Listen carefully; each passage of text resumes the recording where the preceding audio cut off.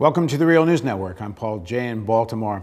The Petraeus affair continues to unravel, and as this is the fall of a great American hero, we are told, it of course generates a lot of heat in the press.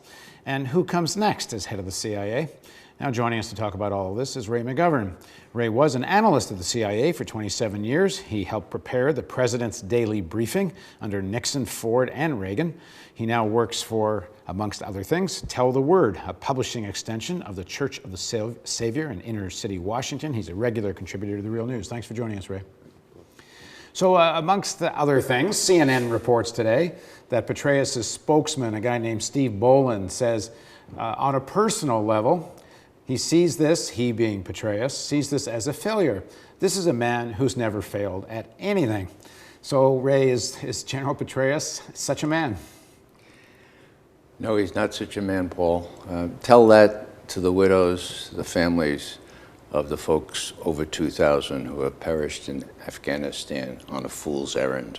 I'm talking U.S. soldiers, not even the NATO soldiers. Tell that to the 4,000 plus that perished in Iraq.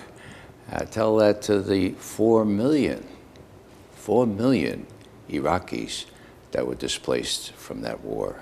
Now, we're not talking the ones that were killed. The ones that were killed are estimates between 100,000 and 1 million. We're talking about 2 million internal refugees and 2 million Iraqis outside in the neighborhood. Now, the thing is, he is a general. He gets ordered to do these things, so yeah. I mean, you can't pin all this on him. Well, if you look at Afghanistan alone, he kept saying there's progress, there's great progress, but it's fragile and it's reversible. So, if I'm no longer commanding the forces there, it could become reversible, okay? He comes back and heads up the CIA, and then what do you see him doing? Supporting his favorite war in Afghanistan, and even more, trying to gin up more opposition to Iran by creating the kind of intelligence, in quotes, that Dick Cheney and George Tenet used to create. I remember it was just a couple of years ago. He was in Iraq at the time, maybe 5 years ago, and Mike Mullen, the chairman of the Joint Chiefs of Staff, came and announced to the press, Petraeus has found a whole cache of Iranian-supplied, freshly supplied weaponry right outside Baghdad here. And in just 10 days, he's going to bring out there and show you. Guess what? Nothing happened. They canceled the press conference because there were no Iranian freshly supplied weapons. Petraeus likes to make stuff up, okay? And that's really what you should be doing, either as a general or as the head of the CIA. He's also had other I remember this year when the big worldwide threat briefing was given to Congress by Clapper, who is the Director of National Intelligence, and sitting next to him is Petraeus, and the head of DIA, Defense Intelligence Agency. So Clapper is very careful. To his great credit, he says, Iran has not yet decided to build a nuclear weapon. Well, translate that into layman's terms, Iran is not working on a nuclear weapon. Now, Petraeus, what do you think? Petraeus says, Iran is regarded as an existential threat to Israel. Existential threat. Existential threat, says it 3 times. And then he said, then what we know is he met with the head of Mossad, okay, the Israeli intelligence agency, 10 days before he said those things. And the guy from Mossad, the head of Mossad, said, we don't really consider that Iran is a existential threat. So he's playing to the neocons whose darling he's always been, both on Iraq and Iran. This business about the surge in Iraq, talk about him not failing, well, what that was ethnic cleansing, okay? Now, he may have not failed Cheney and Bush, because that was the whole deal. You stop the definitive loss of the war until Cheney and Bush can ride right into the western sunset on their horses.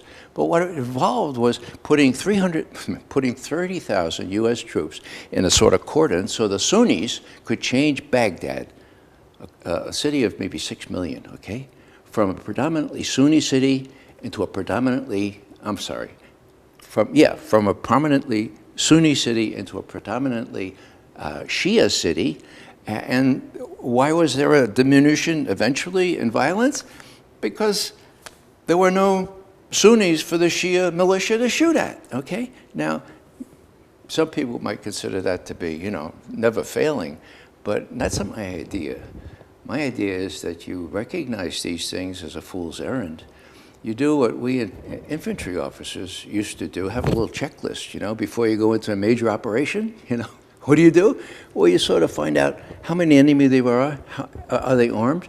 Find out the morale of the enemy. Are they likely to capture, you know? And then, you know, the other things are weather, terrain. Look at those mountains. If you go back to this Iran, differences on Iran, we had the National Intelligence estimate a few years ago, which said Iran is not planning to build a bomb. Right. And the more recent things you're describing is some differences in terms of Petraeus' role and what's coming in terms of other parts of the intelligence community and maybe what the Obama administration wants. What does that tell us, if anything, because it's hard to know the details, about why this affair wasn't covered up? I mean, you'd think when someone at this level gets involved in this stuff, they would at least try to make it go away, and quite the contrary here. They let it blow up. That is very unusual, and it's guesswork on my part. But I think it's true. He probably went to Jim Clapper, who's the director of national intelligence, that says, you know, I've got this problem. Okay, maybe I should resign. And my notion of what Clapper said, I think that's probably a good idea under the circumstances. Now they're glad to get rid of him. They want to have a rapprochement, or at least some direct contacts with Iran, without these neocons represented by Petraeus backbiting behind them. They want to, because they could then release various kinds of information that would make it look another supposed assassination attempt or whatever. Yeah. Which that already happened. This Iranian American car salesman, okay, the fellow who was the major source for this attempted assassination of the Saudi ambassador in Washington, turns out he's bipolar. How do we know that? His defense team has argued before the court. Look, this guy is a real wreck. He's a psychiatric case. He's bipolar. You got to give him a break. Now, that's a great thing to have an primary intelligence source being bipolar, talking to DEA on one hand, and then trying to get the Iranians to blow up the Saudi ambassador. Come on, you know. Okay, let's go then to what next, because when it came to military affairs, President Obama simply continued Bush policy, and he leaves Gates in place, then he moves Petraeus over to the CIA. I mean, all moves that President Obama, or President Bush did, and probably a President McCain would have done. So, I mean, I don't know that there's any reason to think a President Obama is going to do anything differently in the second term than the first, but what would you like to see him do? Well, he's got some space now, okay? He does have to nominate somebody to take Petraeus' place. That's big. He's got some options. And the big deals, of course, are Afghanistan and no problems with Iran. And so if he has any sense, any backbone, he'll pick somebody good, like Chas Freeman. Well, tell people who Chas Freeman is. Chas Freeman is about the most respected analyst, diplomat, military guy. He was ambassador to Saudi Arabia. He was a translator in Chinese for one of the presidents, for Bush, for the president that went over there. And he's just a really bright guy. And he was nominated to be head of the National Intelligence Council, which has purview over all these estimates, okay, the supreme estimates, okay? Now, what happened was he took the job, okay? And he's in place for 6 hours when the Israel lobby does him in because he's not sufficiently, meaning 110% in favor of whatever Israel does. They derailed him, they ousted him. And he was very obvious, very clear in indicating why he was ousted and how much he resented it. Well, he's still around, you know? That would be perfect. You know, he would really be able to give some balance to all these policies. He knows which end is up. So there's a possibility. We have Paul Pillar, who was the head of the National Intelligence Council work on the Middle East, and who was at Georgetown, still there a little bit. You know, all these people are out there. Larry Wilkerson, who worked for Colin Powell, he knows which end is up. Okay, you got. But you take a guy like Larry Wilkerson.